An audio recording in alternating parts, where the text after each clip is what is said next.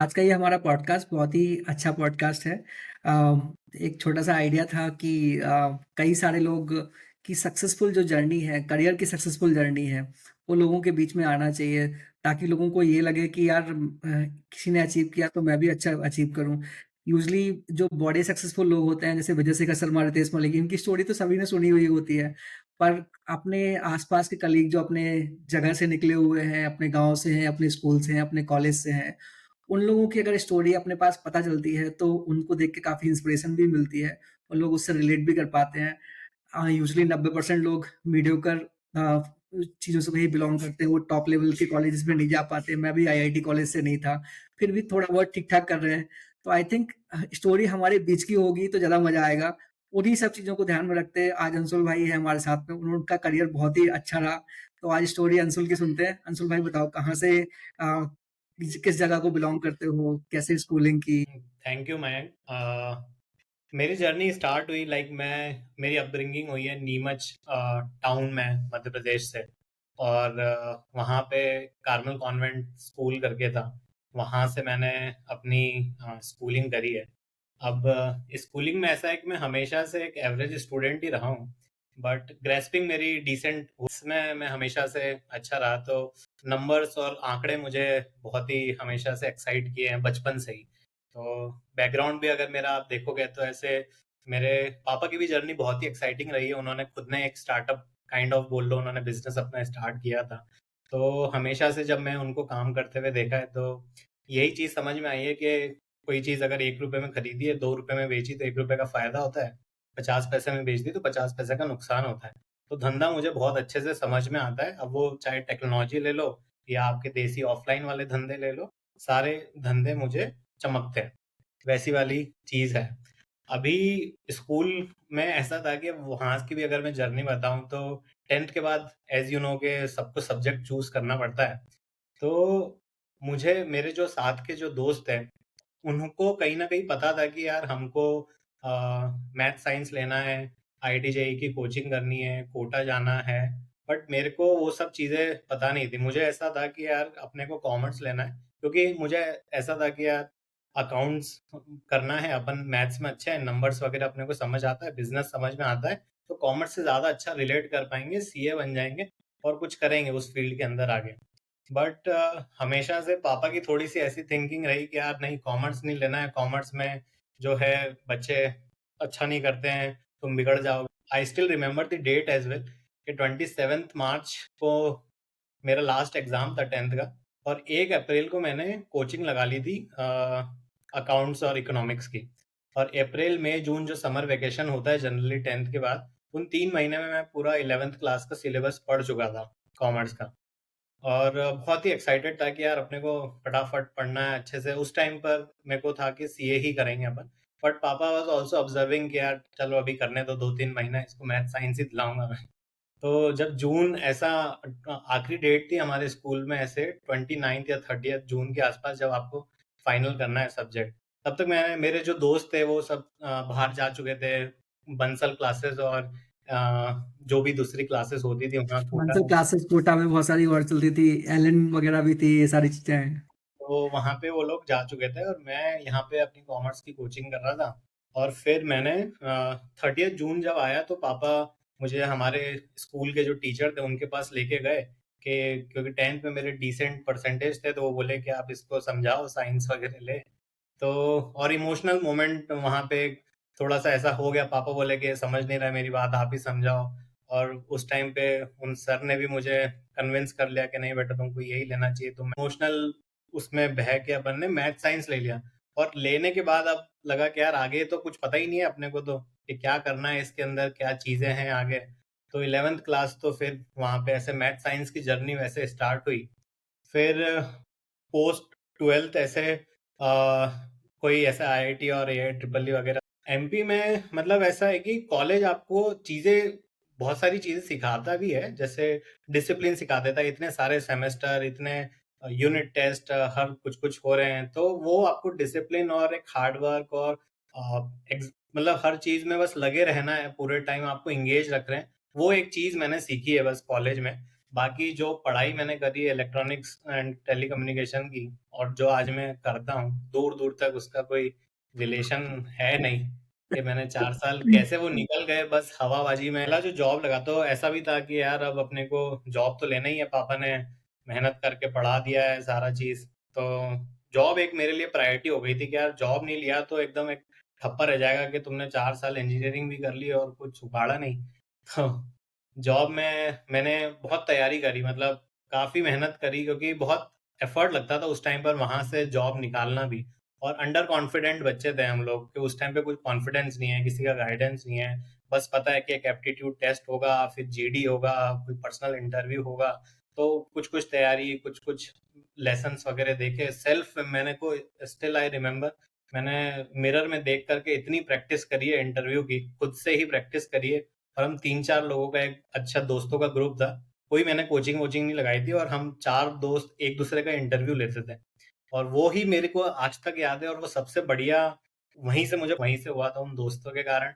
Interview में मैं बैठा था, एक ओपन प्लेसमेंट हुआ था, वहां से मेरी फर्स्ट जॉब एलएनटी में लगी थी।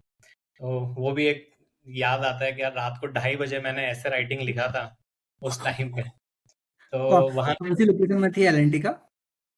मैं बॉम्बे थी मेरी, मुंबई पवई ऑफिस। तो पहली जॉब मेरी वही लगी थी, एलएनटी इंफोटेक में। तो अब वहां पे मैं गया, वहां पे ऐसा सिस्टम था, वहां पे अगेन प्रेशर है आपके ऊपर कि 3 महीने की एक ट्रेनिंग होती है, और 3 महीने में वो बैक टू बैक बहुत सारी आपको सॉफ्टवेयर के अराउंड लैंग्वेजेस सिखा देते हैं। और उसमें लाइक पोस्ट योर ट्रेनिंग आपका एक टेस्ट होगा, उसमें भी मतलब बस अंधे करे जा रहे हैं, 3 महीने तक सिखाए जा रहे हैं, उन्होंने 10-12 लैंग्वेज मुझे सिखा दी। और पता नहीं कैसे सीख भी लिया मैं वो। और उसका टेस्ट भी एक होता है, 65% ऊपर लाओगे तो आपकी जॉब पक्की है, वरना जॉब भी पक्की नहीं। पहले तो ऐसा लग रहा था जॉब पक्की है भाई, यहाँ ज्वाइन करने के बाद लग रहा है जॉब भी पक्की नहीं है अभी। तो फिर वो भी चलो निकल गया। फिर लगभग मैंने 1 साल एलएनटी में मैंने काम किया। तो मुझे रियलाइज होने लग गया था यार, मतलब स्टार्टिंग के 6 महीने के बाद, क्या दिस इज नॉट समथिंग जो मुझे करना है लाइफ में। तो एलएनटी से मुझे क्लाइंट साइड भेज दिया गया था नमूरा में। और नमूरा इज जापानीज इन्वेस्टमेंट बैंक में जापान के लोगों को बहुत सारी डेटा वाली रिपोर्ट भेज रहा हूँ, और उनके कुछ कुछ चीजें फिक्स कर रहा हूँ जैसा वो बोल रहे हैं, बट उसका कोई इम्पैक्ट मेरे को समझ ही नहीं आ रहा है कि इस डेटा का क्या मेरे कारण कुछ हो जा रहा है, क्या कुछ समझ ही नहीं आ रहा है। वहाँ मतलब चीजें फिर ऐसे डल लगने लगी कि यार ये मैं इसमें कर नहीं पाऊंगा जॉब, भले ही मैं काम अच्छा कर लूं लेकिन कहीं तो अटक जाऊंगा इसमें। मतलब वहां पे मेरे को डर लगने लग गया था कि यार ये नहीं रह सकते यार यहाँ पे। और उस टाइम पे ना बॉन्ड हुआ करता था, आई डोंट नो कि अभी ये चीज चलती है कि नहीं, उस टाइम पे मेरा 2 साल का बॉन्ड होता था। और मेरा 11वें 12वें महीने में गिव अप होने लग गया था कि यार 1 साल और तो मैं यहाँ कैसे वेट करूंगा। तो यहाँ से एक और इंटरेस्टिंग स्टोरी बताता हूँ कि मैं मेरे कुछ दोस्त है जो आईआईटी बॉम्बे में पढ़ते थे, वहीं पवई में था उनका भी कैंपस, मेरी भी जॉब पवई में थी। तो बस एक काफी साल बाद हमने स्कूल में वो लोग कोचिंग और फिर आईआईटी चले गए, 4 साल उन्होंने पढ़ाई करी। उसके बाद लगभग 6 साढ़े 6 साल बाद हमने कैचअप प्लान किया मेरे दोस्त के साथ में। तो वो बस निकला ही था, ग्रेजुएट हुआ ही था वहां से, और उसने एक स्टार्टअप स्टार्ट किया था। मैंने वो ज्वाइन किया सॉरी, मिलने के लिए गया, उसने वहां पर उसके कंपनी में बुलाया था मुझे। तो मैं मिलने के लिए गया एकदम फॉर्मल अटायर में, क्योंकि वहां पे एकदम वैसा चलता था, शर्ट पैंट टाई पहन के मैं गया वहां पे। और यहाँ पर जो लोग बैठे हैं स्टार्टअप वाले, ये सब शॉर्ट्स में कैपरी में बैठे। मैंने कहा भाई ये कैसी कंपनी है तुम्हारी। और उस टाइम तो मुझे स्टार्टअप की कोई कुछ भी आइडिया नहीं है कि स्टार्टअप इकोसिस्टम क्या होता है, देश में स्टार्टअप्स क्या कर रहे हैं नहीं कर रहे हैं, जीरो आइडिया है। ये तो कौन से साल की बात है क्या? दिस इज 2014 एंड 14 एंड या 15, सॉरी 15 स्टार्टिंग की बात है ये। 14 में मैं ग्रेजुएट हो गया था, और 14 में मैंने ज्वाइन भी कर लिया था एलएनटी को। और 15 में मैं करीब जून के आसपास उनसे मिलने के लिए गया था। और जब मैं मिला उससे, बट लेकिन वो सब लोग बहुत मेहनत कर रहे थे, मतलब बस मेरे दोस्त के पास भी सिर्फ आधी एक घंटा था मेरे से मिलने के लिए, वो खुद बहुत ऑक्यूपाइड था। और उस 1 घंटे में हमने सिर्फ लाइफ अपडेट्स ऐसे किए कि यार तूने क्या किया पिछले 4-5 साल, और मैं क्या कर रहा हूँ। तो उसके पास बहुत कुछ था बताने के लिए, क्योंकि वो आईआईटी में एक ई सेल होता है, एंटरप्रेन्योरशिप सेल, उसमें वो काफी सारी चीजें कर रहा था, और वहीं से उसको एंटरप्रेन्योरशिप वाला चीज आया कि यार मुझे ये चीज करनी है। और मुझे फिर लगा यार मैं तो भाई क्या कर रहा हूँ पता नहीं यार, काम तो यही कर रहा है, धंधा ये कर रहा है, धंधा ये सोच रहा है।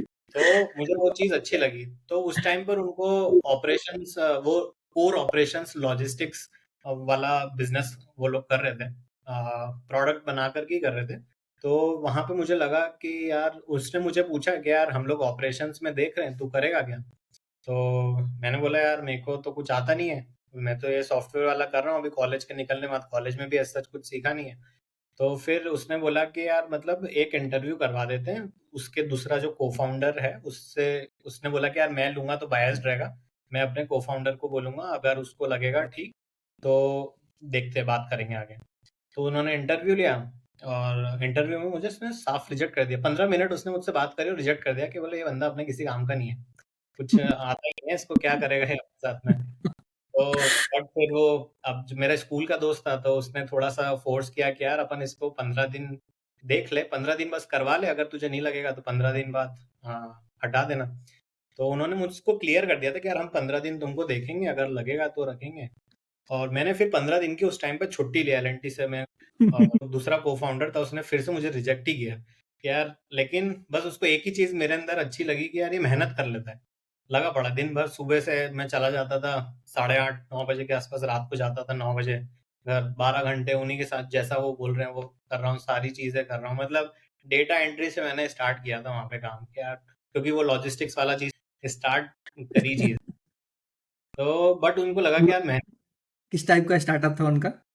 तो it was a logistics aggregation aggregation platform. तो ओके। जैसे काइंड ऑफ शिप रॉकेट बोल लो, शिप रॉकेट के कंपटीशन हुआ करते थे हम उस टाइम पर। तो ओके।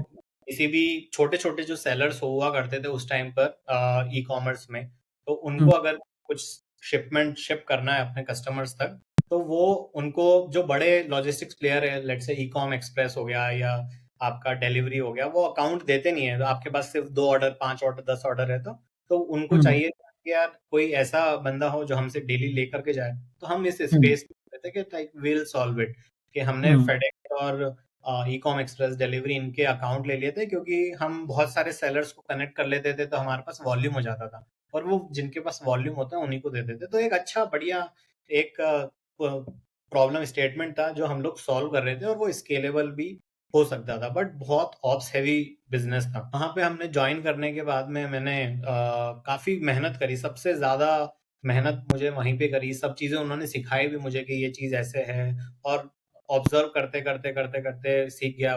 बहुत सारे आईआईटी वाले लोग ही थे उसमें, उस कंपनी में, सारे स्टार्टिंग की जो पूरी टीम थी, उनकी बातें सुन के, देख के, उन्होंने सिखाई भी मुझे काफी सारी चीजें खुद से हैंड्स ऑन करके। तो वो एक जर्नी बड़ी एक्साइटिंग रही। फिर हम धीरे धीरे ग्रो भी करने लगे। जब मैंने ज्वाइन किया था एक छोटा सा स्पेस था, I think hardly 100 square feet का ऑफिस होगा वो, उससे बड़ा नहीं था वो, छोटा ही होगा, बड़ा तो नहीं था। तो अब वहां से हम धीरे धीरे ग्रो करके छोटे छोटे हमने 5 6 वेयर हाउस कर लिए बॉम्बे रीजन में ही, और काम भी बहुत ज्यादा बढ़ने लग गया। और इतना काम होने लग गया कि था कि मैं सुबह, हम लोग स्टार्ट करते थे 9 बजे, और रात की 11 बज जाती थी, 11 11:30, कभी 12। तो फिर ऐसा लगा कि यार हम बॉम्बे जैसी जगह पे फिर घर जाना ही क्यों है यार। तो 7 8 महीने मैं ऑफिस में ही सोया हूँ। मतलब 3 को जो थे, मैं और एक दो लोग और थे, हम ऑफिस में ही सोते थे कि यार अब 15 16 घंटे यहीं रहना है, तो ट्रैवल में भी क्यों टाइम वेस्ट करना है। तो फिर यही कंपनी एक्वायर हुई, क्राफ्ट्सविला.com करके एक कंपनी थी उस टाइम पर। अभी उन्होंने शिफ्ट पिवट कर लिया है कुछ, but Craftsvilla was into ethnic wear apparels, उसका मार्केट प्लेस था वो। तो वो कम हमारी जो कंपनी, तो वो एक्विजिशन हुआ, पोस्ट एक्विजिशन मैंने वो ज्वाइन कर लिया था वो कंपनी। फिर उसके बाद की भी और जर्नी अपन। बाद में फिर क्या डिफरेंस आया? अब एक्वायर होने के बाद में थोड़ा वो जो दिन थे कि अब फंडेड कंपनी थी, बड़ी कंपनी थी, तो आई एम श्योर थोड़ी रिस्पॉन्सिबिलिटी बढ़ गई, थोड़ी लग्जरी आ गई होगी, ऑफिस थोड़ा बड़ा हो गया होगा। हाँ बिल्कुल। तो क्राफ्ट्सविला का ऑफिस काफी सेक्सी हुआ करता था उस टाइम पर।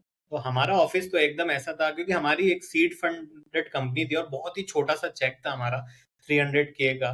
और वहां से हमने ज्वाइन किया एक कंपनी जिसका सीरीज बी हो चुका था। और एक बड़ा ऑफिस स्पेस है, काफी सारे लोग हैं, और काफी स्मार्ट स्मार्ट लोग उस कंपनी में ऑलरेडी काम कर रहे थे। तो पोस्ट एक्विजिशन जब हमने ज्वाइन किया तो सबसे पहला जो चीज आई, एक तो हम थोड़ा सा सांस लेने की फुर्सत मिली कि यार यहाँ 15 घंटे चीजें चल रही है और आप बहुत ज्यादा लोग हायर भी नहीं कर सकते हो जब इतनी कम फंडिंग है आपकी। थोड़ी सी जब करेक्ट। फंडिंग रहती है तो आपके पास ब्रीदिंग स्पेस रहता है, थोड़ा आप रिसोर्सेज बढ़ा लेते हो कंपनी में। हुँ, बट मेरे ज्वाइन करने के 2 महीने के बाद ही मुझे सूरत भेज दिया गया था। तो Surat being their majority of their revenue was coming from Surat, 70% revenue वहीं से आता था। तो वहां का मुझे सिटी हेड बना करके भेज दिया गया था, क्योंकि एक तो मुझे कोर लॉजिस्टिक्स बहुत अच्छे से समझ में आ गया था मेरी लास्ट कंपनी के अंदर। और फिर वहां पर चीजें ड्राइव करनी है, मतलब सेलर्स आपको ऑनबोर्ड करने हैं, सेलर्स के साथ दिन रात बात करनी है। मैं हमेशा से ऐसे बातें करने में ठीक रहा हूँ, लोगों को समझना, लोगों से एम्पैथाइज करना। तो सेलर्स से एम्पैथाइज करना भी बहुत जरूरी होता है ई कॉमर्स के अंदर। तो वहां पे जब मैंने चीजें करी तो मैं A to Z काम सीख गया था। पूरा साड़ी कैसे बनती है वो भी मैंने सीख लिया कि वैसा। तो जब ये क्राफ्ट्सविला में रहते रहते बहुत ही एक्साइटिंग लगने लगा ये बिजनेस, एथनिक वेयर अपैरल्स का।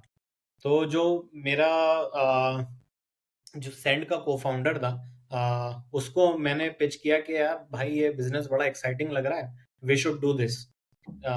तो उसको मैंने कुछ नंबर्स वगैरह चमकाए कि देखिए कितने में बनती है, इतना मार्जिन है, ये सारी चीजें हैं। तो जितना मैं समझ पाया था सूरत में रह करके, तो मैंने उसको पिच किया कि पुराने वाले जो फाउंडर हैं उनकी उनसे बात। को मैंने पिच किया था। तो हुँ, वो फाउंडर को भी लगा कि यार सही लग रहा है। तो पहले मैंने जॉब छोड़ी, फिर कुछ 1 डेढ़ महीने के बाद में उसने भी जॉब छोड़ी, और हम दोनों ने सूरत में बिजनेस स्टार्ट किया। और हमारी एक्सपेक्टेशन से कहीं ज्यादा वो ग्रो भी करने लगा। तो हमने हुँ, 2 मॉडल बनाए कि यार क्राफ्टसिला जैसी जो कंपनी है वो एक खुद एक मार्केट प्लेस है, अपन 2 मॉडल में काम करेंगे। हम हुँ, एक मार्केट प्लेस भी बन जाएंगे, छोटे से मार्केट प्लेस बनेंगे। तो ऐसा कभी सोचा नहीं था यार अपने को $1 बिलियन कंपनी बना लेनी है, वो कर ली। हमने सोचा बूटस्ट्रैप धंधा करेंगे और पैसा बनाते हैं। तो और within 10 months of our start, 10-11 months of our start, हम करोड़ों की सेल्स कर चुके थे। और वाह! इतना कॉन्फिडेंस हमारे अंदर आ चुका था कि मतलब आज इस नंबर को 100 करोड़ भी लेकर के जाना है तो वो हमारे लिए ऐसा था कि यार हो जाएगा। मतलब लेके जा सकते हैं कि अब 10 महीने में हम इतना कर सकते हैं। हम करीब करीब 10 करोड़ के सेल्स पर पहुंच चुके थे। अचीव करना इजी है, स्केलेबल है। और हमारा टेक बन गया था, सारी चीजें हो गई थी, हजारों ऑर्डर्स हम प्रोसेस कर रहे थे, ऑपरेशन सेट किया था। तो यहाँ पर भी मेरी बहुत ही ज्यादा अच्छी लर्निंग रही है, क्योंकि स्क्रैच से ऑफिस लेने से लेकर के हजारों ऑर्डर्स प्रोसेस करने, उसके अराउंड सारे प्रोसेस बनाने। और भी बहुत सारी प्रॉब्लम आती है जब आप कुछ चीजें स्टार्ट करते हो। कभी आपको लेबर का प्रॉब्लम है, कभी आपका हुँ, इस साथ में कुछ चीजें हो रही है, कभी आपको लॉस भी हो जा रहा है। आपको सब कुछ खुद से हैंडल करना है। तो वहीं पर मैंने करेक्ट। ऑपरेशंस भी सीख लिया, टेक भी थोड़ा सा समझा कि जब अपना ही कंपनी है तो टेक भी समझना पड़ेगा। फाइनेंस भी समझ रहे हैं, अकाउंट्स भी हम खुद ही देख रहे हैं। तो वहां पर हमारी लर्निंग भी बहुत अच्छी रही, हमने बिजनेस भी बहुत अच्छा करा। बट अनफॉर्चुनेटली बहुत लेट हमको रियलाइज हुआ कि यार हम कुछ गलती कर रहे हैं जिसके कारण हम प्रॉफिटेबल नहीं बना पा रहे हैं। तो हुँ, क्राफ्ट के एक्विजिशन जब हुआ था तो लाइफ थोड़ी सी तो सही हो गई थी, सैलरी वैलरी भी बढ़ गई थी, थोड़ा पैसा भी सेव वेव कर लिया था। वो पैसा भी सारा हमने इसमें लगा दिया कि भाई अब ये तो मच रहा है तो इसमें सब कुछ लगा दिया। मेरे दोस्त ने भी और हमने दोनों ने मिलके लगा दिया। अभी बट जब टाइम निकला यार, कि हम समझ में नहीं आया पैसा निकाल क्यों नहीं पा रहे अपन। इतनी सेल्स हो रही है, इतने ऑर्डर्स प्रोसेस कर रहे हैं, पैसा जा कहाँ रहा है। हुँ, बहुत लेट रियलाइज हुआ कि यार हमारा जो प्रॉफिट है वो सब कुछ इन्वेंट्री में बढ़ा हुआ है। तो ई हुँ, कॉमर्स में आप किसी भी किन की रिटर्न्स और आरटीओ को कैसे वो मैनेज करें। आज हुँ, भी लाइक बड़े बड़े ई कॉमर्स कंपनी सिर्फ यही सॉल्व कर रहे हैं। फ्लिपकार्ट हो जाए, अमेजोन हो जाए, या फिर आप मीशो की बात कर लो, वो सब यही सॉल्व कर रहे हैं कि यार सेलर्स के आरटीओ या रिटर्न्स आप कैसे कम करें। वो उस टाइम पर भी प्रॉब्लम था, आज भी प्रॉब्लम है ही है। बट थोड़ी सी और चीजें हो गई है, कस्टमर्स एजुकेटेड हो गए। बट कमिंग हुँ, बैक, हमारे साथ में वो एक चोट हो गई थी कि यार प्रॉफिटेबल हम नहीं। और हुँ, मतलब ऐसा था कि यार कहाँ बस एक्वायर हुई थी कंपनी, अपनी लाइफ चिल हुई थी, हम इसमें जद्दोजहद में घुसे, बहुत काम भी किया और पैसा भी कुछ नहीं किया, जो था वो भी चला गया। तो अभी बैक टू वापस जीरो आ गए। बट ऐसा था कि ठीक है यार, कोई अब ऐसा था कि अब इसको रैप करना है। तो जब आप कोई स्टार्टअप करते हैं, जब आप स्टार्ट तो कर लेते हैं, लेकिन उसको बंद करने में भी काफ़ी टाइम लगता है। मतलब वेरी ट्रू। बहुत सिस्टमैटिकली आपको बंद करनी पड़ती है, प्लान करना पड़ता है चीज़ें। तो बंद करने में ही 3 से 4 महीने लग गए। फिर हम अब ऐसा था कि वो एक हेडेक हो गया था कि यार इसको बंद भी अच्छे से करना है। कि सारे हुँ, एम्प्लॉइज़ हम 30-40 लोगों की हम टीम बना चुके थे। तो हुँ, अब बहुत पेन होता है जब आप वापस ये जर्नी देखते हो कि आपको करेक्ट। हायरिंग फायरिंग वाला जो रहता है, मैंने साइकिल देखा है। It's very painful. बट ठीक है, हमने वो चीज़ देखी और इसको रैप अप किया, और फिर मैं वहाँ से बैंगलोर शिफ्ट हो गया 2008। तो मतलब ये ऐसी है कि मैंने ऐसा एक साइकिल देखा पहले। जॉब मैंने छोड़ी तो हाँ, जॉब मैंने जब एल&टी की छोड़ी थी ना, तो 2 साल का बॉन्ड था। तो वो बॉन्ड मैंने 1 साल में ही तोड़ दिया था, और ऐसा था कि 2 लाख रुपए आपको पे करने पड़ेंगे। अगर मैं अपने घर पे बताने में डर रहा था कि यार पापा को बता नहीं सकता हूँ कि ये इस तरह की चीज है। पापा हमेशा से ऐसे थे कि यार स्टेबल जॉब में रहो, तुम धीरे धीरे ग्रो करते रहो उसी के अंदर। बट मैंने कहा घर पे बताया तो वो तो कभी स्टेप लेने नहीं देंगे। मैंने घर पे बिना बताए वो जॉब छोड़ दी, और मैंने एब्सकॉन्ड किया था, क्योंकि अब मेरे पास ऑप्शन नहीं था कि मैं 1 साल वेस्ट नहीं कर सकता था उसी कंपनी के अंदर। तो मैंने बिना बताए छोड़ दिया। कंपनी के लेटर्स वगैरह आए, उन्होंने फॉलो अप वगैरह किया, बट मैंने बोला मैं तो नहीं आ पाऊंगा अभी ऑफिस। फिर वहां से मैंने स्टार्टअप वाली जर्नी को ही अपना पाथ बना लिया कि स्टार्टअप ही अपन करेंगे। फिर बैंगलोर में क्या हुआ? बैंगलोर में कैसे वापस से रीस्टार्ट किया? बैंगलोर में तो अब यहाँ पे काफ़ी एक्साइटिंग हो जाती है कि अब मैं काफ़ी कुछ सीख चुका था 3-4 साल में। तो जो मेरी फर्स्ट कंपनी का को फाउंडर था जिसने मुझे रिजेक्ट किया था, उसने इन द मीन टाइम उसने भी एक कंपनी स्टार्ट कर ली थी, और वो बहुत ही बढ़िया कंपनी ग्रो कर रही थी, काफ़ी स्पीडी वे में कर रहे थे। उस समय उनका सीड राउंड ही हुआ था, बट कंपनी बहुत अच्छा परफॉर्म कर रही थी। उनका सीरीज होने ही वाला था, और मतलब हो गया था, ऐसा कुछ सीन था। तो उस टाइम पर उसने रीच आउट किया मेरे को कि मतलब मैंने सुना है कि तुम अभी रैप अप वगैरह कर रहे हो, कि नेक्स्ट क्या सोच रहे हो। तो वही मैं उस टाइम पर अपॉर्चुनिटीज देख भी रहा था, तो उसने बोला कि कुछ और नहीं देखना है, यहीं पर आना है। तो वहां पे एक आपको कॉन्फिडेंस मिलता है कि यार मतलब लाइफ जब स्टार्ट हुई थी, इस आदमी ने अपने को रिजेक्ट कर दिया था, अभी यही आदमी वापस बोलता है कि आजा। तो कुछ तो कुछ तो अच्छा किया है, कुछ तो सीखा है। हमने कुछ पिछले टाइम में, तो वापस मैं गया अगेन वो कंपनी में। बहुत काम हुआ करता था, हम काफी अच्छा एग्जीक्यूट भी कर रहे थे। मतलब वो शॉर्ट वीडियो ऐप था एक, और कुछ 50 मिलियन यूजर बेस था हमारा। वाह! और ओके, टिकटॉक टाइप का। हाँ, तो वो टिकटॉक के कंपटीशन में ही हमारी कंपनी थी। बट ओके, टिकटॉक इतना ज्यादा बर्न करता था कि हम जितना वो बर्न करता था उतनी हमारी टोटल फंडिंग थी महीने की। टिकटॉक जो महीने का बर्न करता था वो हमारी टोटल फंडिंग हुआ करती, तो उसके सामने थोड़ा सा वैसा हो गया कि भाई ये मुश्किल हो जाएगी चीजें। तो वहां पर हमने काफी अच्छा स्केल किया बिजनेस। हमारा कुछ 2.5 million daily active user base हुआ करता था बैक इन 2018 में। 18 के अंदर 18 के ईयर एंड में हम लोग इस नंबर पे पहुंच चुके थे।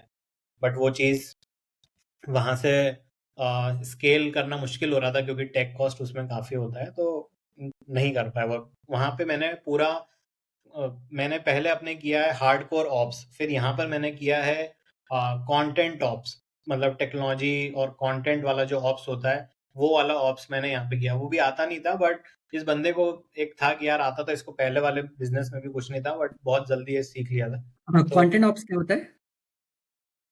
कंटेंट हाउस बेसिकली ऐसा है कि जब भी कोई यूजर ऐसा है कि एक ऐप है, अब यूजर कंटेंट अपलोड कर रहा है, कंज्यूमर कंज्यूम कर रहा है, ठीक है। तब इसकी एक जर्नी है कि आप कंटेंट अपलोडिंग से लेकर के मॉडरेशन से लेकर के जो कंटेंट की एक फीड बन रही है, जो आप इंस्टाग्राम भी फॉर एग्जांपल देख रहे हैं, तो आपकी जो फीड है उसमें वो कंटेंट कैसे आ रहा है। अब तो चलो मशीन लर्निंग और ये सारी चीजें हो जाती है जब आपकी स्केल पर हो जाए। पास में वो रिसोर्सेस नहीं है, कि आपके पास वो टीम नहीं है, एआई वाली या मशीन लर्निंग वाली टीम नहीं है, तो आप मैन्युअली वो चीजें करते हो, कुछ नंबर्स देखते हो, उन नंबर से आप एनालाइज करते हो कि यार ये कंटेंट इस यूजर के लिए अच्छा है।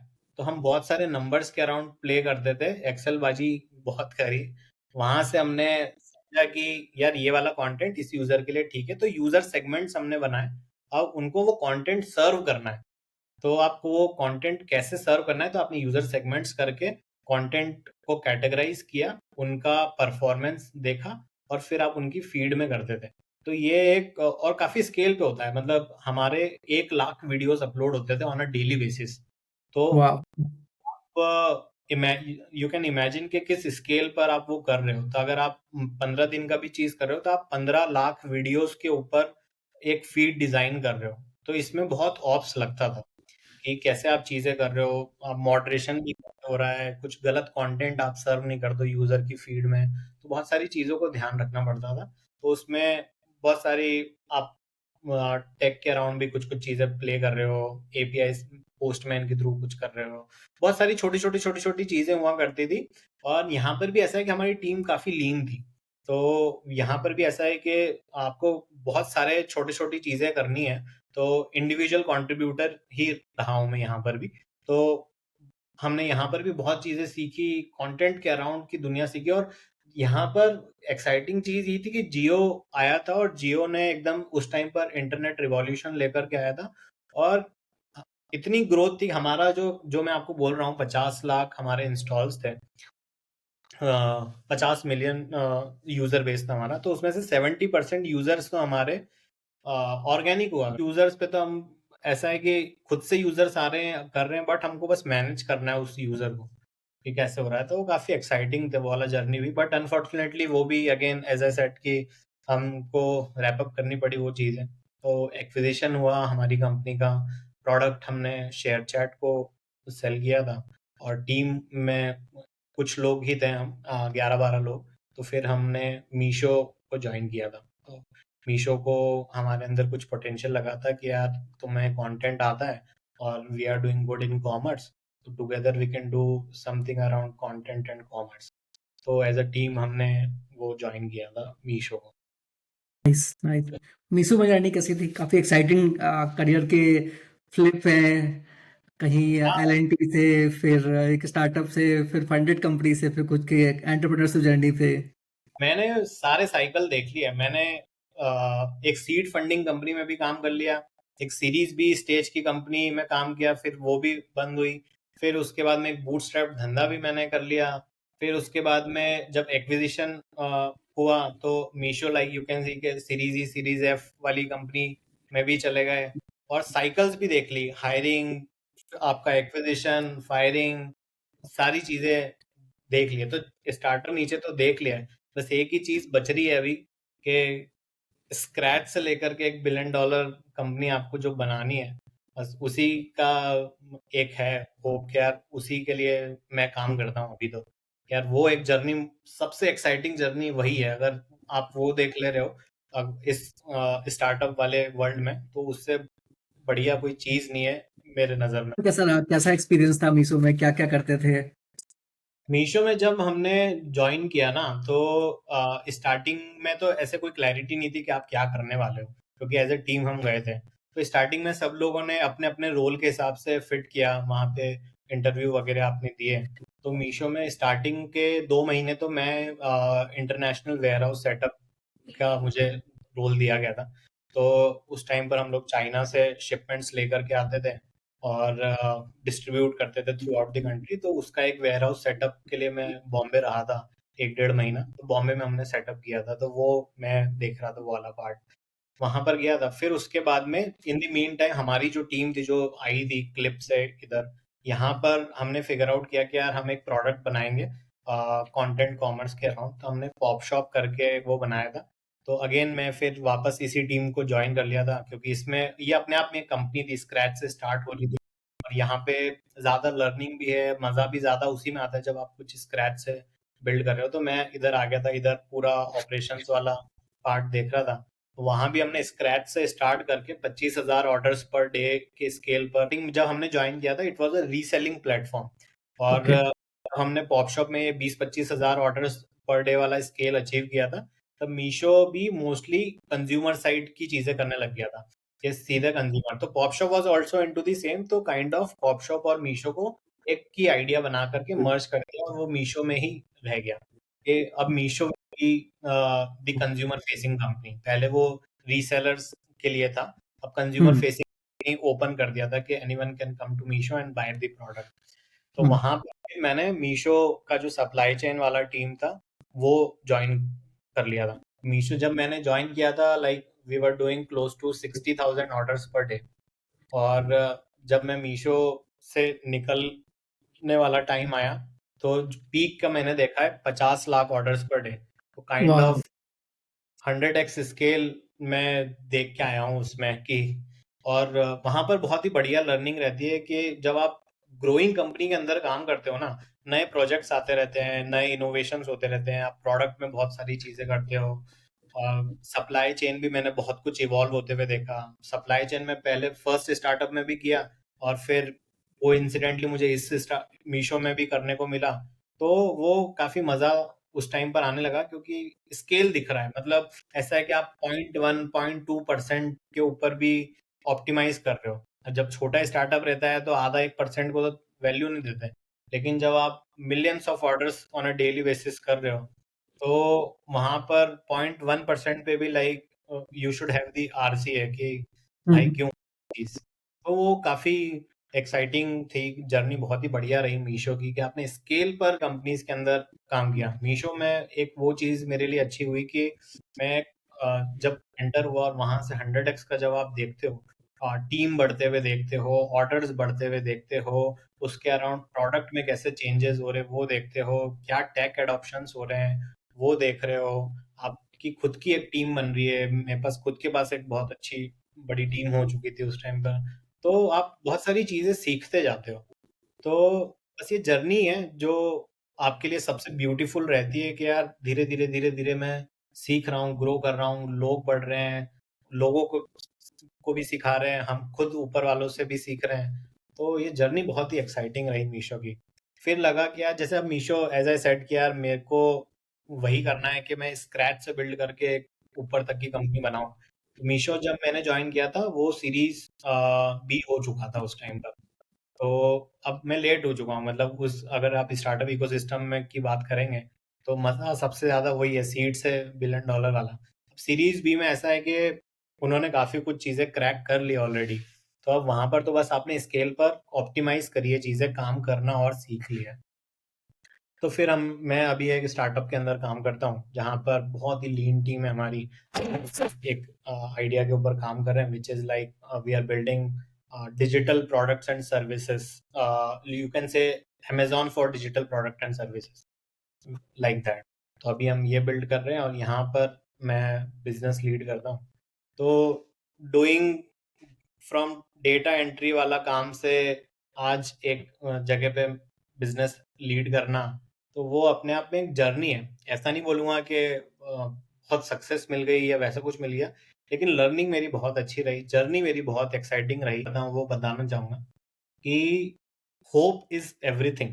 टूट गया, अगर वो उम्मीद ही तोड़ दे मेरा तो पैर ठीक ही नहीं होगा। स्टार्टअप चेंज भी जो किए हैं या इधर से उधर मूव हुए, ये सिर्फ एक उम्मीद रही है कि यार किसी दिन अपना भी करेंगे और एक ऐसी कंपनी का भी पार्ट रहेंगे जहां पे आप पूरा स्क्रैच से ऊपर तक की जर्नी देख रहे हैं, एग्जीक्यूटिव से लीडरशिप तक जा रहे हैं, सब कुछ देख रहे हैं। तो एक उम्मीद है कि यार करेंगे, करना है, करके रहेंगे, वैसी वाली। वाह, वेरी नाइस। काफी अच्छा लगा सुन के। तो अंशुल यार, बहुत सारे लोग आ, जब भी करियर का डिसीजन लेते हैं तो उसके पहले सबसे पहले तो ये आता है कि पैकेज अच्छा होना चाहिए, क्योंकि सोशल स्टेटस है। मुझे अगर मेरे दोस्तों से ज्यादा मुझे पैकेज नहीं मिल रहा तो मुझे मजा नहीं आएगा। कभी आपको नहीं लगा कि यार एक फंडेड कंपनी है तो चलो उससे और बड़ी कंपनी ज्वाइन करते हैं, नई कंपनी ज्वाइन करेंगे तो डबल पैकेज मिलेगा, स्विच करेंगे? क्यों हमेशा खुद ही ऐसी जगह पे कूदने को मिला कि जहाँ एक्साइटमेंट को ज्यादा प्रेफरेंस दिया? तो ऐसा है कि पैकेज वगैरह जो चीज है, मतलब हर इंसान अलग तरीके से सोचता है, मेरे सोचने का तरीका अलग है। ठीक है, आपको लाइफ में पैसा मैटर करता है, लेकिन ऐसा है कि पैसे की कोई लिमिट नहीं है। मतलब मुझे आज भी अच्छे से याद है कि जब मैंने अपना करियर स्टार्ट किया था, तो एक बहुत ही मिनिमम सैलरी होती थी और मैं एक पीजी में रहता था जिसमें एक रूम में 5 लोग रहते थे। ठीक है। और आज जहाँ मैं हूँ, आप खुद के एक फ्लैट के अंदर रह रहे हैं, सारी चीज ठीक है, बट ये भी आपको कम ही लगता है। तो उस ये पैकेज हमेशा एक रिलेटिव है, क्योंकि जब आपकी 20,000 रुपये सैलरी थी, तब किसी की 50,000 थी तो आपको वो 50,000 वाला अच्छा लगता था। आज आप अगर कुछ एक्स सैलरी पर हो तो आप एक्स प्लस 25% वाले को देखोगे। या अब मुकेश अंबानी को अगर आप देखोगे तो वो फिर अलग लेवल की फाइट मार रहा है, उसको इलॉन मस्क बनना होगा। इलॉन मस्क के पास कुछ बच ही नहीं रहा है, क्या कर रहा है वो, सैटेलाइट भेज रहा है, इस तरह की चीज कर रहा है। तो ये सब रिलेटिव होता है। तो इंसान अगर, मुझे लग जैसे मैं वो एक्सेप्ट कर चुका हूँ कि यार किसी रेस में नहीं रहना है कि इसका पैकेज ज्यादा है इसका कम है। खुद का एक मिशन है कि भाई यहाँ से ये जर्नी मुझे देखनी है। अब वो हो सकता है अगले 3-4 साल में हो जाए, हो सकता है अगले 10 साल 15 साल में भी नहीं हो, लेकिन मैं खुश हूँ और मेरा घर उसमें चल जा रहा है और मैं लाइफ में ठीक ठाक कर ले रहा हूँ। और कुछ भी हो गया तो जब तक अपने हाथ चल रहे दिमाग चल रहा है कुछ ना कुछ कर लेंगे। वो चीज तो है ही है। रहता है कि यार सैलरी से कभी भी आप बड़ा नहीं बन पाओगे, बड़ा सोच नहीं पाओगे। कितनी सैलरी कर लोगे यार, मतलब वो सैलरी हमेशा कम ही पड़ेगी। तो कोई बड़े कॉज के लिए काम करते हैं, या तो सोसाइटी में कुछ चेंज लाने वाला काम करते हैं, या फिर कोई आपने एक ऐसा धंधा बनाया जो लाखों लोगों की, करोड़ों लोगों की लाइफ में एक वैल्यू ऐड कर रहा है। तो एक बड़े कॉज के लिए काम करने वाला चीज ही मैंने। Very nice. ये थॉट डिस्कस कैसे मतलब आया कैसे, कैसे कल्टीवेट किया कि नहीं इस डायरेक्शन में जाना है? क्योंकि यूजली पीयर ग्रुप तो वैसे सोचते नहीं है, उनका थॉट प्रोसेस बहुत ही स्ट्रेट फॉरवर्ड होता है। नहीं बिल्कुल, मैं वही बोल रहा हूँ, this is a very evolved thought. मतलब जब मैंने स्टार्ट किया था तब एज आई सेड कि मुझे भी ऐसा ही था कि यार जॉब तो चाहिए ही, कि दूसरों की जॉब लग जाएगी मेरी जॉब नहीं लगेगी तो वह कैसे काम चलेगा, पापा ने पढ़ाया है तो पढ़ के जॉब तो चाहिए, जॉब वो वैसा तो था। अब उस टाइम पर ऐसा था कि यार पैकेज मैटर नहीं कर रहा है, एज आई ऑलवेज से कि यार रिलेटिव है सारी चीजें। अब दूसरे की जॉब है, मेरे पास जॉब नहीं है तो मुझे जॉब चाहिए, जॉब मिल गई, अब दूसरे का पैकेज है। फिर समझ में जब स्टार्टअप में मैंने काम करना स्टार्ट किया तो जो मेरे साथ के जो लोग थे वो काफी स्मार्ट थे उस टाइम पर। आज भी ऐसे काफी स्मार्ट है, they are also doing good in their life. आज वो लोग भी, उनको जब मैंने देखा कि यार लाइक दे आर, उनकी अगर एजुकेशन की अगर आप बात करोगे तो वो बहुत ज्यादा अच्छा पैकेज वगैरह बड़ी कंपनी में डिजर्व करते थे, बट दे चोज किया नहीं, कुछ खुद से बिल्ड करना है, खुद से एम्प्लॉयमेंट क्रिएट करना है। वहां पे एक वो इन्फ्लुएंशियल फैक्टर था मेरी लाइफ में भी। और फिर मैंने खुद ने भी वो कोशिश करी, जब मैंने खुद का स्टार्टअप किया। इतनी खुशी मिलती है जब आप ऐसे 40-50 लोगों को एम्प्लॉयमेंट दे रहे हो। तो वो धीरे धीरे धीरे धीरे कल्टीवेट होता गया है थॉट, और अब एक ये इवॉल्व थॉट हो गया है कि यार सैलरी तो हमेशा कम लगेगी आपको। आप 1 करोड़ की सैलरी पे बैठोगे तो आप लाइफस्टाइल 1 करोड़ वाली लेकर के चले जाओगे, तब आपको लगेगा यार इसकी तो 2 करोड़ सैलरी, 2 करोड़ चाहिए अब।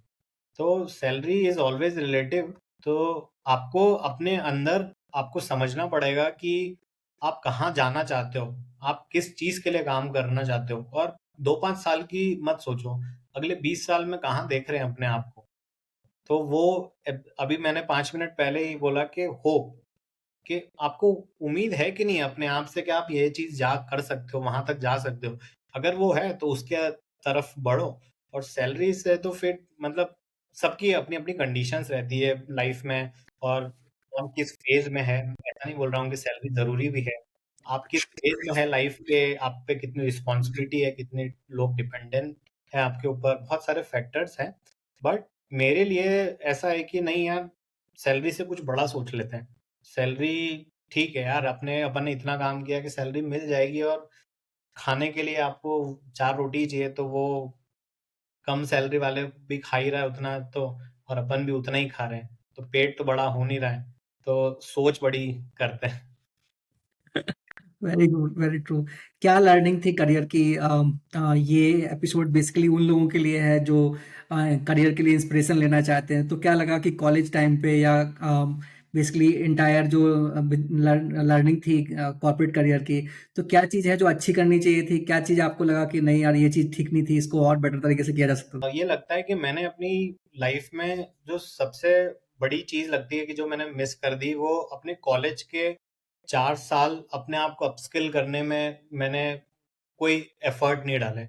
वो मुझे एक बहुत ही ऐसा लगता है कि यार वहां पे मुझे कुछ करना चाहिए था, इंटर्नशिप्स करनी चाहिए थी। कोई गाइड करने वाला नहीं था कि आपको इंटर्नशिप करनी चाहिए, या इंटर्नशिप से फायदे होते हैं। हमेशा लोग बोलते हैं कि यार पेड इंटर्नशिप करो, या तो इंटर्नशिप आपको अगर कोई काम सिखा रहा है ना, तो वो पैसे के बराबर ही है। अगर आपने किसी के अंडर में काम सीख लिया वो चीज काम आएगी। तो ये चीज़ मैं तो किसी को भी बोलूँगा कि आप जितना जल्दी लाइफ में काम करना स्टार्ट कर सकते हैं, वो सीखें। क्योंकि आप जितना जल्दी स्टार्ट करेंगे, उतनी जल्दी चीज़ें सीख जाएँगे। आज मैंने लेट्स से कि 21 साल में ग्रेजुएशन हुआ, मैंने 22 साल की एज के बाद में करियर की तरफ ध्यान देना स्टार्ट किया।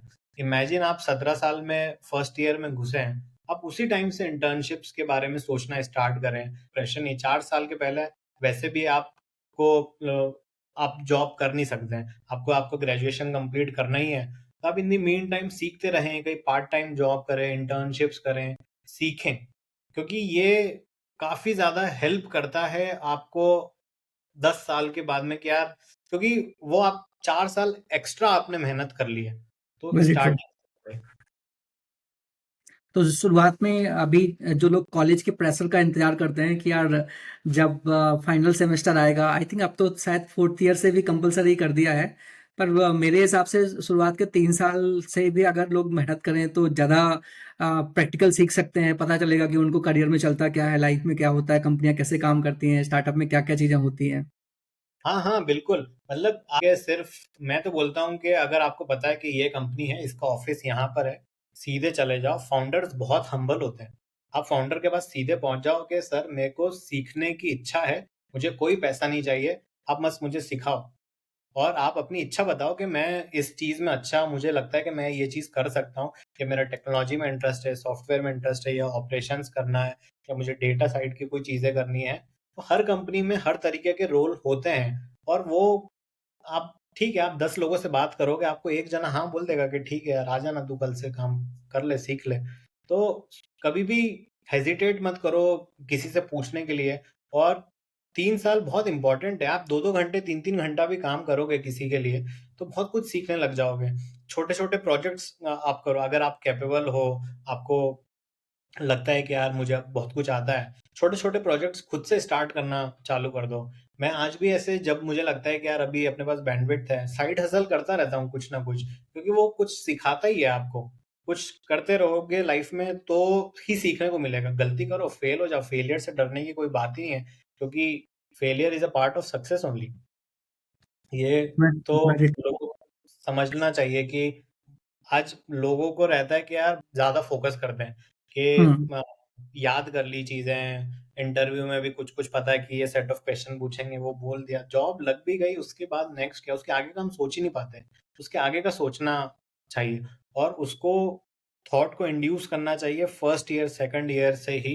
और वहीं पर मेरी एडवाइस रहेगी कि आप प्रैक्टिकल नॉलेज में अगर आपको कहीं पे प्रैक्टिकल नॉलेज सीखने को मिल रहा है, किसी भी कंपनी के थ्रू मिल रहा है, या इनफैक्ट आप अपने कॉलेज के ही, ऑल्दो कॉलेज देगा नहीं, बट अगर आप कॉलेज के एडमिनिस्ट्रेशन में भी जा करके बोलेंगे ना आपका कोई काम है तो मैं कर देता हूँ, कैसे क्या काम करना है, तो वो भी अगर आप कर दोगे उनका, तो आप तो छोटी-छोटी चीज़ें हैं जो आप कर सकते हो, जो मैं नहीं करी अपने कॉलेज वाले टाइम में। अगर वो करता तो और ज़्यादा तेज़ मैं सीख पाता, जल्दी चीज़ें सीख लेता।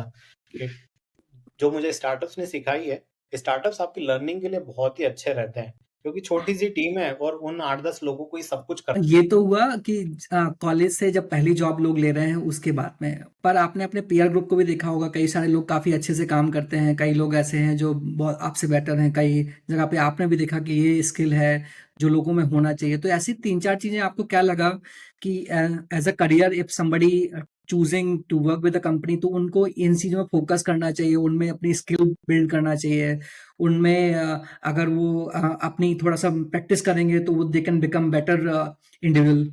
आई आई वुड से कि जैसे अभी कॉलेज के बाद की पूछ रहे हैं, जब फर्स्ट जॉब हाँ, लग जाए उसके बाद पूछ रहे हैं, करेक्ट। राइट?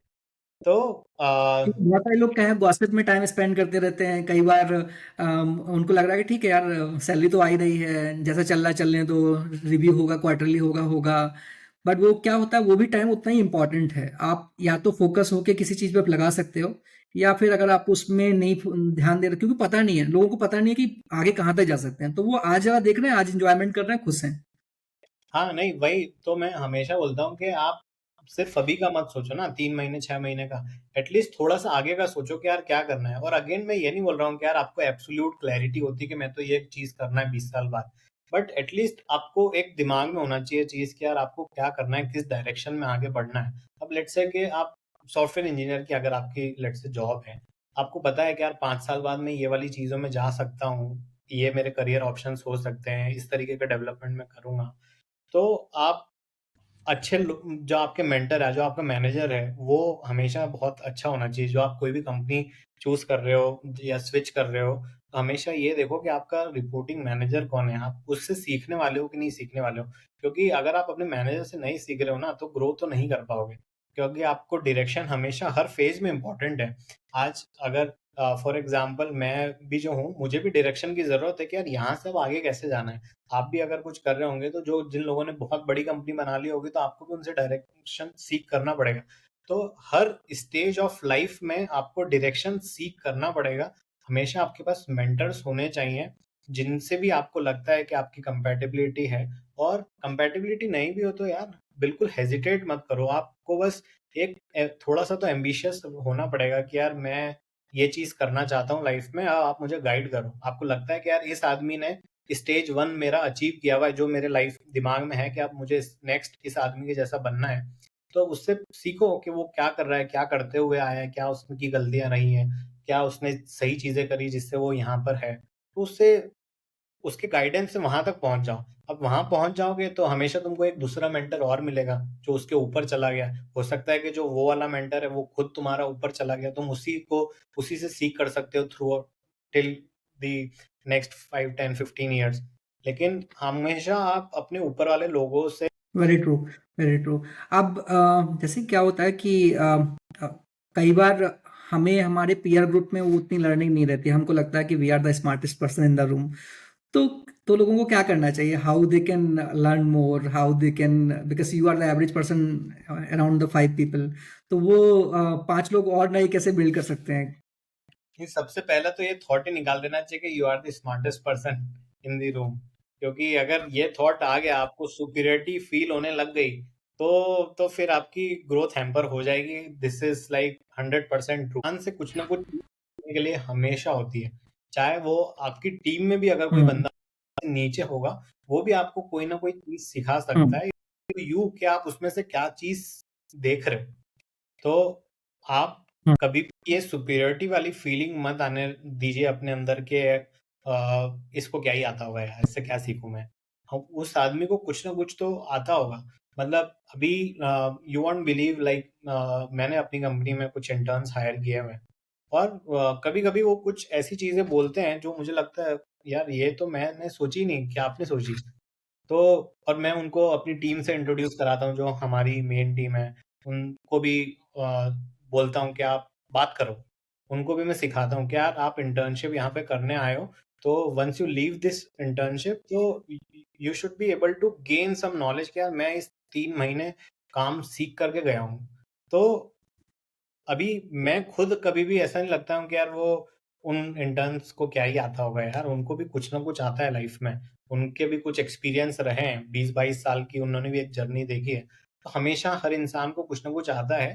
तो लर्निंग एटीट्यूड मैटर करता है कि अगर आपके अंदर लर्निंग एटीट्यूड है, तो आप अपने आप को, you are not the smartest one, आप किसी न किसी चीज में तो आप किसी न किसी इंसान से पीछे हैं ही। आप वो सीखने का एटीट्यूड रखें। अंशुल, आपने बहुत सारे लीडर्स के साथ काम किया डिफरेंट डिफरेंट कंपनीज़ में। बहुत सारे अच्छे लीडर्स आपको मिले होंगे। तो उनकी क्या कैरेक्टरिस्टिक्स थी? क्यों वो अच्छे थे? उन्होंने आपको कैसे एलिवेट किया? क्या चीज़ अच्छी लगी आपको उनमें? नहीं, उसमें सबसे बड़ी चीज होती है विजन। मुझे ऐसा, जैसे जो हम अभी भी मैं बात कर रहा था कि यार आप आगे का सोचो। तो मैंने कुछ कुछ लोग रहे हैं मेरी लाइफ में भी जो इतना बड़ा सोचते हैं। मतलब ठीक है, एक होता है हवा में बात करना कि भाई सर पैर के कुछ पता नहीं है और बात कर रहे हैं एकदम पता नहीं कहाँ पे। वो फिलोसफी सही नहीं है। लेकिन एक होता है कि आप कुछ कर के आए हैं, कुछ मेहनत करते हुए आ रहे हैं, कुछ कर रहे हैं और आपका विजन कुछ नेक्स्ट लेवल ही है। आप मुझे वो चीज बहुत ही ज्यादा अम्यूज करती है कि ये इंसान इतना बड़ा, इतना आगे का कैसे सोच पा रहा है। तो वो मेरे लिए बहुत ही एक्साइटिंग चीज रहती है। और जैसे मैंने देखे हैं लोग कि वो एक अच्छी पोजीशन पर आने के बाद भी कभी भी हसल करना नहीं छोड़ते हैं। हमेशा लगे पड़े रहते हैं, मेहनत करते रहते हैं कि यार अब इसको कैसे सॉल्व करें। तो प्रॉब्लम सॉल्विंग एटीट्यूड एक बहुत ही बढ़िया चीज़ मुझे किसी भी लीडर के अंदर लगती है, कि हर स्टेज में प्रॉब्लम तो आएगी, आपका वो एटीट्यूड कैसा है उसको सॉल्व करने का, वो बहुत ज़्यादा मायने रखता है। तो अभी वो एक चीज़ है, प्रॉब्लम सॉल्विंग एटीट्यूड, और कितना बड़ा आप सोच रहे हो और उसको एग्ज़ीक्यूट कैसे कर रहे हो, ये मुझे बहुत इन्फ्लुएंस करती है, जिन लीडर्स के साथ मैंने काम किया है। Very nice, very nice. Different diverse culture में भी आपने काम किया, तो अगर कुछ अच्छे एग्जांपल आपको देने हों कि कल्चर ऑफ नॉट अबाउट कि जस्ट वर्कहोलिक कल्चर है, culture of a good productivity, healthy work environment जहां सबको सीखने को मिल रहा है, सबको काम करने में मजा आ रहा है, तो ऐसी क्या चीजें हैं जो ऑर्गेनाइजेशन के अंदर की जाएं जिससे सबको कुछ ये जो किक है वो किक मिले? मैंने सही बात है, मैंने ऐसी कंपनीज़ में काम से टचवुड मुझे तो बहुत ही अच्छे कल्चर वाली कंपनीज़ ही मिली है। कभी भी ऐसा जगह पे मैंने काम नहीं किया जहाँ पे कुछ ऐसा टॉक्सिक कल्चर रहा हो या कुछ। क्योंकि इन जनरल भी स्टार्टअप्स के अंदर आपको वर्क प्रेशर तो बाय डिफ़ॉल्ट है ही, काम तो आपके पास हमेशा ज़्यादा रहता ही है। लेकिन जो आपके पीयर ग्रुप है या कलीग्स वगैरह हैं, अगर वो भी इक्वली एन्जॉय कर रहे हैं ना उस जर्नी को, तो वो बहुत ही मज़ा आने लग जाता है। अभी भी जब आप एक आदमी को नहीं सॉल्व करना है, वो 2-4 लोग भिड़े पड़े हैं, कुछ सोच रहे हैं, दिमाग लगा रहे हैं और वो एग्ज़ीक्यूट करके और कर दे रहे हैं। तो जब आप कल्चर, मुझे ऐसा लगता है कि जो आपकी लोग हैं ना, वही डिफाइन करते हैं कल्चर। तो और वो आता है डेफ़िनेटली टॉप लीडरशिप से फ्लोट होते हुए नीचे तक आता है। तो आपके लीडर कैसे टाइम टू टाइम ऐसे कुछ ना कुछ एंगेज करने की फन एक्टिविटी भी करवा रहे हैं एम्प्लॉइज़ के साथ में। तो वो एक उसको लगता है कि यार ये मुझे अपना मान रहे हैं, इन्वॉल्व कर रहे हैं। इसमें फन में भी, सिर्फ काम में इन्वॉल्व नहीं रखते हैं। मुझे घूमने फिराने भी ले जा रहे हैं, थोड़ा-सा बाहर भी कर रहे हैं, फन भी हो रहा है, और काम में भी ऐसा नहीं है कि गाइड कर रहे हैं। मतलब ऐसा नहीं कि आपसे कोई गलती हो गई तो सीधे डाँट दिया, पेल दिया। वो एटीट्यूड में फिर क्या होता है ना कि एम्प्लॉयी थोड़ा-सा हेट्रेड बिल्ड कर लेता है। लेकिन अगर आपने उसको समझाया कि भाई ये वाली चीज़ गलती हो रही है, बट हाँ, अगर आप वो फिर आपको रिपीट नहीं करनी है वो गलती, आपको आपने गलती करी, आपने आपको सिखाई गई वापस से कि इस तरह से आगे से सोचना है, ये ध्यान रखना है इन चीज़ों को, आपने वो रिपीट नहीं होने दी, तो आपको हमेशा वो मेंटर फिर अब अच्छा लगने लगेगा कि यार मैं कुछ गलती करता हूँ, ये सिखा देते हैं। और जब वो सिखा देते हैं ना आपको, फिर आप खुद भी प्रोएक्टिव बन जाते हो कि मतलब आप कॉशियस हो जाते हो कि ध्यान से कर रहा हूँ कि नहीं चीज़ें। तो ये कल्चर, छोटी-छोटी चीज़ें होती हैं जो कल्चर डिफाइन करती है। मैं कोई ऐसा 1-2 पॉइंटर नहीं बोलूँगा कि यार बस इससे आपका कल्चर डिफाइन, हँसी-मज़ाक कर रहे हैं, खाना-पीना कर रहे हैं, हैंग आउट कर रहे हैं, ये सब कल्चर का ही। अगर आपको अपनी टीम में कुछ लोगों को हायर करना हो तो आई एम श्योर आपने भी कुछ एक फिलॉसफी बना के रखी कि ये सॉफ्ट स्किल तो मुझे चाहिए। Apart from the tech skill, क्या क्या चीजें हैं जो देखते हो किसी नए बंदे में, specially people who are coming out of the college? Coming out of the college में तो लाइक टू बी ऑनेस्ट है, काफ़ी डिफिकल्ट है ऐसे समझना, बट अगर मैं कुछ चीज़ बोलूँगा कि मैं तो एटीट्यूड सबसे ज़्यादा मैटर करता है, क्योंकि अब वो फ्रेशर है, आप एक्सपेक्ट कर नहीं सकते हो कि उसको कुछ आता है, बट लेकिन उनका एटीट्यूड क्या है? अगर वो बोले नहीं सर मेरे को तो 5 बजे घर जाना है, अभी वैसा है, लेकिन यार ठीक है आपको 5 बजे घर जाना है, but at times you might be required to stay. और ऐसा नहीं कि सिर्फ काम के कारण, और क्या आपको कोई काम दिया है, आप कितना स्पीडी वे में एग्जीक्यूट कर पाते हो। कुछ हमारे 4-5 फंडे हैं जो हम फॉलो करते हैं, कि स्पीड ओवर परफेक्शन हो गया आपका, इस तरीके की जो चीज़ें हैं, प्रॉब्लम सॉल्विंग एटीट्यूड हो गया, कि आपको कोई प्रॉब्लम दी है तो आप कितना गहराई तक उसको सोच रहे हैं, आप सोच भी पा रहे हैं कि नहीं पा रहे हैं, कि ये आपको प्रॉब्लम लग भी रही है कि नहीं लग रही है। तो वो एटीट्यूड मेरे लिए मैटर करता है। तो मैं हमेशा कुछ अगर इंटरव्यू भी लेते हैं और अगर आपके पास एक्सपीरियंस है, तो उनकी जर्नी में उन्होंने किन-किन चीज़ों को फेस किया, क्या प्रॉब्लम्स आई थी, उनका सॉल्यूशन वो कैसे लेकर के आ गए, उनका क्या रोल रहा उस चीज़ के अंदर, वो मैटर करता है। तो प्रॉब्लम सॉल्विंग एटीट्यूड आपका होना चाहिए। ओवरऑल कल्चर फिट एक दिखता है कि आपको पता है कि यार हमारी कंपनी का कल्चर इस तरीके का है, हम लोग इतना रुक जाते हैं। एक कम बंदा, मान लीजिए कि आप 10 लोग हैं, 10 में से 8 लोग काम कर रहे हैं 13, 14, 15 घंटे। तो आपकी कंपनी का कल्चर चलो वर्कaholic है, बट आप साथ में फन भी कर ले रहे हैं। अब 2 लोग बोल रहे हैं कि नहीं मैं तो सर 6 घंटे में घर जाऊँगा। तो वो फिर कल्चर अलाइन्ड ही नहीं है, कि ठीक है आपने 6 घंटे, लेकिन हम चाहते हैं कि हम साथ में रहें यार, एन्जॉय करें चीज़ें। ज़रूरी नहीं है कि आप एकदम क्योंकि अगर साथ में रहेंगे ना तो वो एक विज़न से भी अलाइन्ड रहता है। कल्चर जब एक जैसा रहता है तो आप एक जैसे सोचते हो, वरना छोटे-छोटे फिर आप गुट बना लेते हो कि भाई नहीं ये तो ऐसा है, वो वैसा है। पॉलिटिक्स नहीं हो किसी भी कंपनी के अंदर